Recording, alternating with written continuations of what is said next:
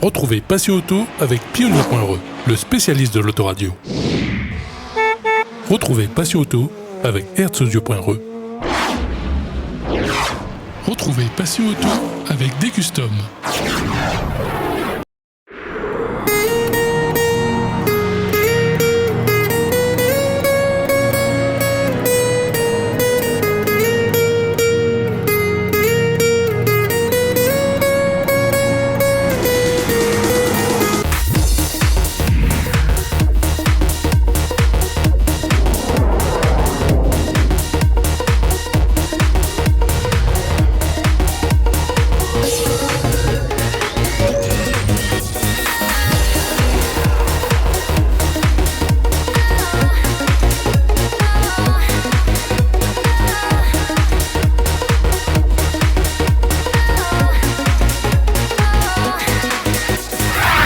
Bonjour à tous et bienvenue dans le best-of du mois de Passion Auto. Le meilleur de ce qui s'est passé en mars dans votre magazine. En mars, on a parlé voitures anciennes et Youngtimers avec les événements sur notre île. On a parlé aussi custom culture, rallye, run sur circuit et championnat monobike. Revenons sur l'essentiel de ce qui s'est passé dans Passion Auto pendant le mois de mars sur Télécréole. La nouvelle saison 2020 des rallyes va bientôt commencer. En février a eu lieu la remise des prix de l'année passée, que ce soit en rallye, en karting ou encore des Run 400. Retrouvons Denis Antou pour faire le point en ce début d'année. L'avantage de faire la remise des prix à cette période, c'est que on est à 1 mois et demi du premier rallye, de la première épreuve. Donc on se retrouve et on fête nos champions 2019 et c'est une formule moi qui me plaît bien finalement. Ça se présente bien, effectivement on a une nouvelle association sportive automobile, membre de la Ligue, qui s'appelle l'ASA-SMER, et pour les sports mécaniques de l'Est, en détail le nom. Alors c'est une dynamique qui nous plaît, ils vont porter aussi des rallyes, l'organisation de rallyes, donc ça c'est très bien. Au niveau du karting, tout va bien aussi maintenant. On aura 6 épreuves. Les épreuves d'accélération sont sur la route. Il nous reste à tenir nos engagements en matière d'amélioration des conditions de sécurité dès cette première épreuve. Donc on sera extrêmement concentré sur cela. On a mis des moyens matériels, des sous, pour améliorer encore le dispositif d'information au public, mais on aura l'occasion de communiquer de nouveau là-dessus. Et puis, on aura des rallyes de régularité, bien sûr. Ce sera la première à La Réunion. Et donc, cette catégorie est ouverte aux voitures, en fait, qui ont été produites après 1997. Il suffit qu'elles soient homologuées pour la route. On a la ceinture de sécurité. On a un extincteur et on est obligé de mettre un casque et on peut passer, mais sur des vitesses moyennes, pas comme une voiture de rallye à fond de ballon. Et c'est une discipline qui a du succès en métropole et que nous lançons ici parce qu'il y a une demande forte et qu'il faudra encadrer au début. Et puis ça se développera, je pense, de manière aussi importante que le nombre de voitures de rallye. L'année 2019 a été la concrétisation des Run 400 à La Réunion. L'année passée, 2 courses d'accélération se sont déroulées, une à Saint-Leu et l'autre à Saint-Joseph.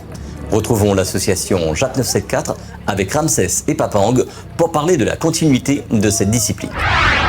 Oui, bonjour à tous, c'est Ramsès, vice-président de JAP 974. Alors j'en profite pour faire un petit bilan de ces 2 runs qui se sont passés en 2019. Alors théoriquement on aurait dû faire 3 runs, mais comme vous le savez, par rapport à certaines circonstances qui se sont déroulées en fin d'année, ça n'a pu être possible. Et on se retrouve là avec cette nouvelle année de 2020 à composer déjà approximativement avec 3 runs et avec un délai supplémentaire par rapport au début. C'est-à-dire qu'on risque de commencer vers le mois de juin. Tout simplement parce que vous savez très bien qu'il y a des élections politiques qui vont se passer et il faudra composer inexorablement avec les maires en place pour pouvoir obtenir les nombreuses autorisations. Donc pour l'instant, on a prévu 3 runs et je laisse mon ami Papang pour en parler. Bonjour à tous. Donc pour les runs, nous allons commencer premièrement au mois de juin. le deuxième au mois de septembre et ensuite une finale, on va dire, au mois de décembre. Pour l'instant, les lieux ne sont pas encore fixés parce que nous devons composer avec toutes les composantes institutionnelles comme les mairies, les collectivités, la région Réunion et le département qui sont en pleine élection en ce moment. Donc les projets sont en cours, nous avons déjà beaucoup de contacts qui sont bien en place pour pouvoir assurer ces 3 runs pour cette année. Et aussi, nous avons d'autres projets pour l'instant qui sont en définition. On va essayer de voir pour faire des projets, on va dire, plus grand public sur d'autres disciplines que le run.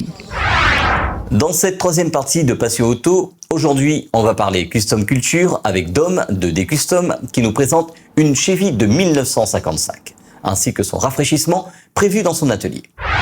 Donc bonjour, Dom D-Custom au port. Donc aujourd'hui on est là pour vous présenter ce Chevy de 1955, modèle Apache, qui il y a 15-16 ans en arrière a été présenté au SEMA Show, qui d'ailleurs a remporté à cette époque le SEMA Show, d'où le flaming d'époque, les couleurs d'époque et la préparation d'époque, mais qui déjà pour l'époque était déjà très très belle. Donc on a un modèle Chevy 1956 avec un moteur stroké, un intérieur entièrement refait, une peinture comme vous pouvez le voir violette avec un flaming jaune, des pneus ultra larges qu'on vous présentera très prochainement dans un prochain événement où il sera présenté sur le pont, où on pourra pour vous présenter tout le véhicule par le dessous, tout le travail qui a été réalisé sur cette machine en l'occurrence. On en profitera pour vous présenter aussi l'intérieur du véhicule avec ouverture des portes infrarouges. Là aujourd'hui donc elle est rentrée au niveau du local pour que je puisse faire une petite remise en route propre de ce véhicule, puisque ça fait 4 ans qu'il est présent sur l'île de la Réunion et qu'il a malheureusement pas eu la chance de tourner encore sur les routes de notre île. Donc peut-être qu'on va présenter aussi la partie moteur. Donc comme vous pouvez le voir, c'est un moteur qui a déjà été stroqué avec pas mal de pièces en aluminium, une ligne d'échappement inox en Dodge, vous avez un carburateur au lait.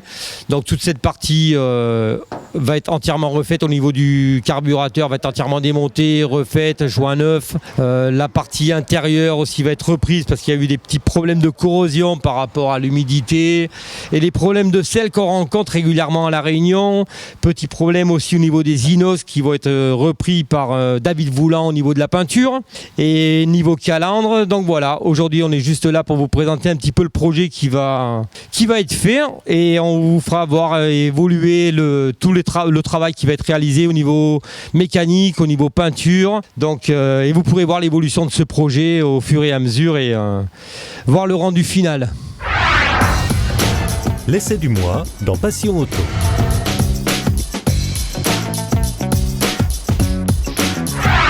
En 2017, on vous présentait l'arrivée du CHR, nouveau modèle dans le segment des SUV dans la gamme Toyota à l'île de la Réunion.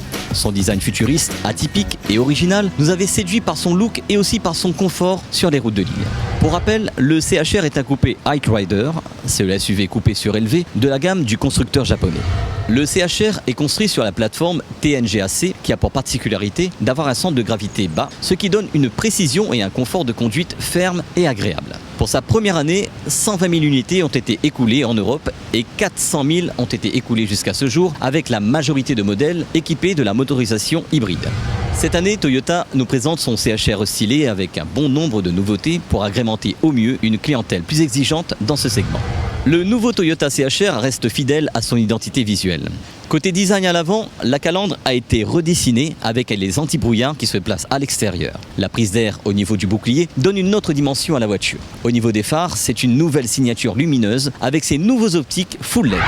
À l'arrière, les feux sont maintenant liés par un bandeau noir et la calandre façon diffuseur a été redessinée dans un design plus contemporain. De nouvelles jantes et de nouveaux coloris font leur apparition dans la gamme du CHR. À l'intérieur, des nouveautés de design au niveau du siège et des panneaux de porte et surtout l'apparition du CarPlay et de l'Android Auto sur le système multimédia de la voiture. Les systèmes d'infodivertissement liés au smartphone s'affichent sur l'écran central de l'habitacle, permettant d'utiliser Waze et d'autres systèmes en toute sécurité à bord du CHR. La qualité perçue a été augmentée avec la hausse de la qualité esthétique et tactile de tous les revêtements et commandes. De nouvelles aides à la conduite font leur apparition de série avec l'aide au stationnement simplifié.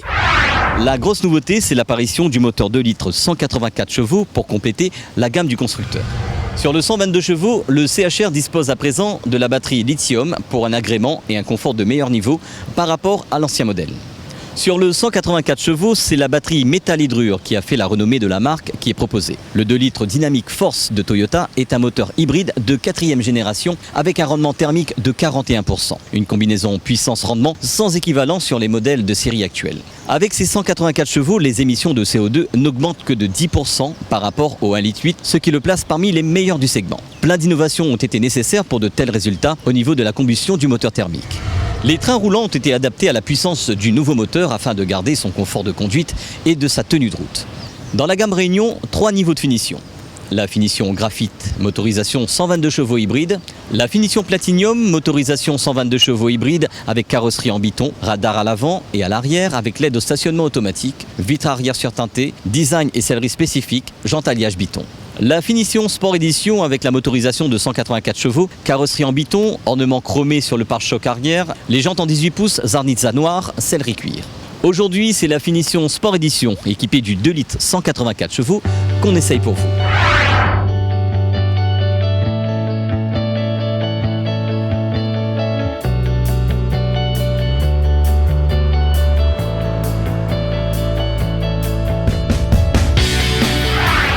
Après les premiers tours de roue, le comportement de la voiture est ferme et précis.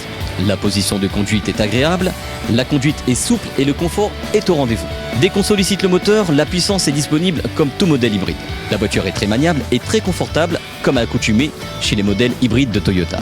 Cette motorisation est idéale pour une conduite éco-responsable de tous les jours, avec une puissance disponible intéressante quand on veut doubler ou se faire plaisir avec une conduite plus sportive. La consommation est très raisonnable sur une telle motorisation. Le nouveau Toyota CHR est disponible à La Réunion dans le réseau CMM à partir de 31 150 €. Pour les passionnés désireux d'en savoir plus sur ce modèle, n'hésitez pas à venir l'essayer en concession. Le vendredi 28 février a eu lieu le BPA Tuning Show. Pour animer l'ouverture de l'enseigne dans la ZAC 2000 du port, des voitures ont été sélectionnées pour participer à cette élection. Retrouvons Cyril pour nous parler de cette journée. Salut, moi c'est Cyril.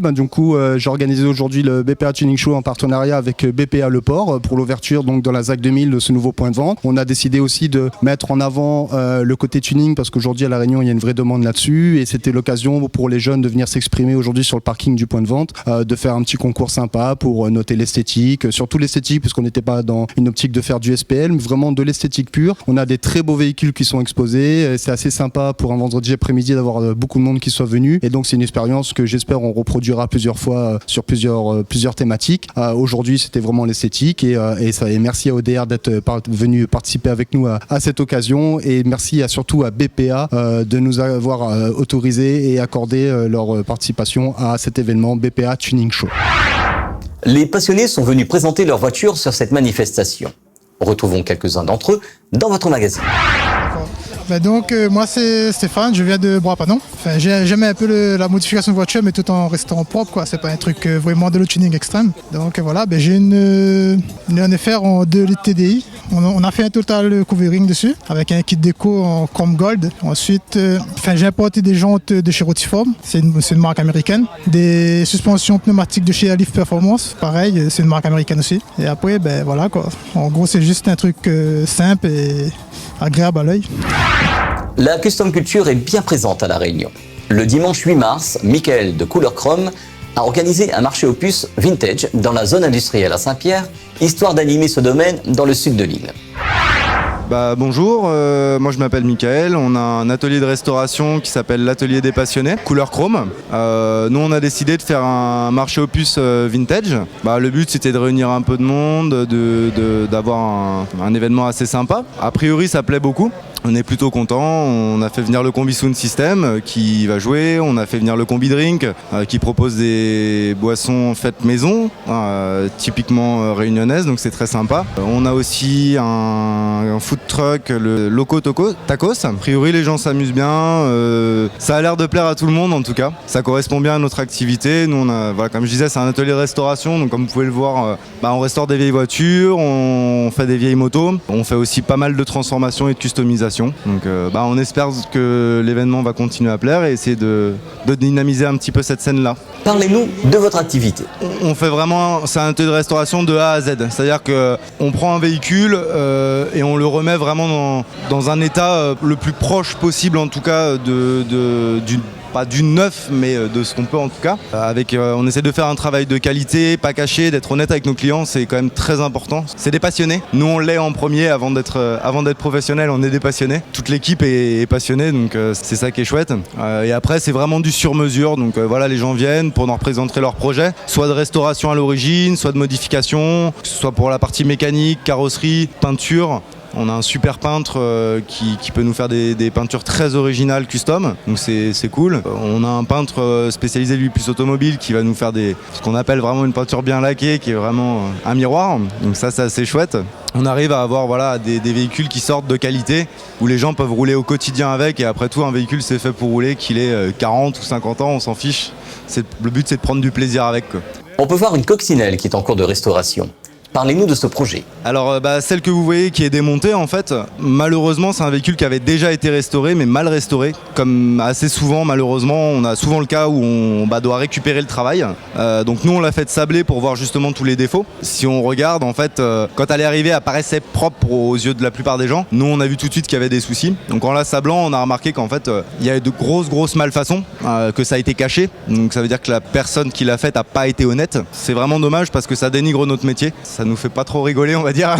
Et après le but, on travaille avec le client, on essaie de mener à terme son projet. Alors ça peut être très long, dans le cadre d'un véhicule comme ça, on est entre 6 mois voire 10 mois de travail dessus, avec 2-3 personnes qui vont bosser dessus. Donc c'est quand même des boulots très très longs. Et puis on fait aussi au fur et à mesure des finances des clients parce que c'est pas toujours évident. Comme c'est beaucoup de temps, c'est aussi beaucoup d'argent.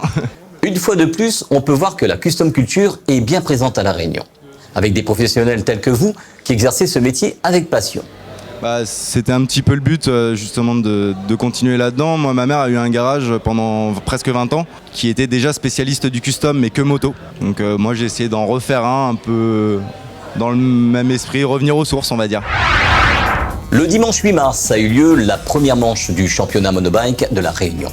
Le soleil était au rendez-vous pour cette première au circuit de la Jamaïque. Retrouvons Patrice Payette pour nous parler de ce début de saison. Oui, donc bonjour. Aujourd'hui, première manche de monobike. Donc un championnat qui compte 5 épreuves. Donc aujourd'hui, c'est la première. Après, il y en aura encore 2 autres manches au mois d'avril, le 5 avril et le 19 avril. Donc pour une première, on a 54 engagés. On aurait espéré avoir un peu plus, mais donc on n'a que 54, ce qui est relativement bien. Comme on dit, l'appétit vient en mangeant. Donc peut-être qu'il y en aura d'autres qui rejoindront le groupe pendant le championnat. Mais sinon ça se passe bien, il y a une bonne ambiance, le beau temps avec nous, chose qu'on n'y croyait pas trop vu les conditions météo ces derniers jours. Mais sinon ça se passe bien, comme vous pouvez voir dans le paddock, il y a quand même beaucoup de pilotes, le public a répondu présent aussi, donc il y a tout pour faire une bonne course. Pour cette nouvelle saison, retrouvons quelques participants qui ont répondu présents à cette première édition organisée par la Team Podium. Alors, je m'appelle Téchia Dylan. Le fait que je suis descendu en 250, c'est pas parce que je veux descendre de cylindrée ou quoi que ce soit, c'est vraiment un challenge qu'on s'est mis avec moi et le team. C'est qu'il y a vraiment un beau plateau en 250 et puis on s'est dit pourquoi pas aller chercher des victoires en 250. Surtout que j'ai jamais roulé en monobike en 250, du coup c'est vraiment un plaisir pour moi de rouler avec eux. Et puis les jeunes ils poussent vraiment fort derrière. Il y a Tanguy qui roule bien, il y a Marguerite Pont qui vit sa première année de 250, il est présent. Et puis pour moi, je prends le maximum de plaisir et puis voilà. Les passionnés de courses d'accélération ont participé à leur première course en 200 mètres départ arrêté sur le circuit Félix Guichard avec l'association Passion Sécurité Roulage. Retrouvons David pour nous parler de cette journée. Didier Fontaine, merci de me donner la parole encore une fois. C'est vrai qu'on a l'habitude, mais ça fait un petit moment qu'on n'avait pas vu ta présence sur le circuit Félix Guichard et ça nous fait grandement plaisir. Dommage que la pluie est venue gâcher la fin d'après-midi, Parce que depuis ce matin, on a eu le soleil. Mais fort heureusement, tout le monde est content. La formule de notre challenge apparemment plaît beaucoup, puisqu'il y a eu, pour le moment, aucune réclamation, Didier. Franchement, c'est une des premières fois où on voit le soleil, la pluie à tour de rôle. Et aucune réclamation. Ça veut dire que le travail a été fait pas avec moi, mais avec Olivier, moi, le circuit Guichat, Maître Fou, le travail, le photographe et tout. Le travail paye. Donc merci Didier pour le micro et merci à toi pour ton passage. C'est super sympa. Merci Télé Créole. Retrouvez Passion Auto avec Pionnier.re, le spécialiste de l'autoradio. Retrouvez Passion Auto avec Herzaudio.re. Retrouvez Passion Auto avec Decustom.